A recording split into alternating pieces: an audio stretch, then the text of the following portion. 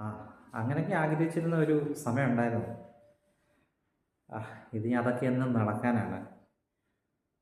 ഓ, ആ സമയങ്ങളൊക്കെ കഴിഞ്ഞു പോയി. ഇനിയിപ്പോൾ അതൊന്നും നടക്കുകയല്ലെന്നേ എന്നൊക്കെ ഒരിക്കലെങ്കിലും പറഞ്ഞിട്ടുള്ളവരായിരിക്കും നമ്മൾ, അല്ലേ?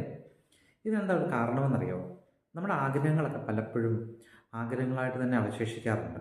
അതിനുള്ളൊരു കാരണം എന്താണെന്നറിയോ? നമ്മുടെ ആഗ്രഹങ്ങളെ പലപ്പോഴും നമുക്ക് ലക്ഷ്യങ്ങളായിട്ട് കൺവേർട്ട് ചെയ്യാൻ സാധിക്കുന്നില്ല.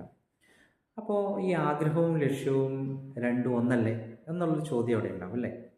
പക്ഷേ ആഗ്രഹവും ലക്ഷ്യവും രണ്ടാണ് കേട്ടോ.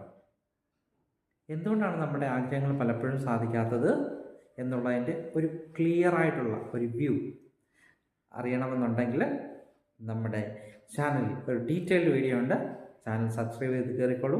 ഇതുപോലെ ഫലപ്രദമായ ഒരുപാട് വീഡിയോസ് നിങ്ങൾക്ക് വരും ദിവസങ്ങളിൽ കിട്ടുന്നതാണ്. Just subscribe and watch.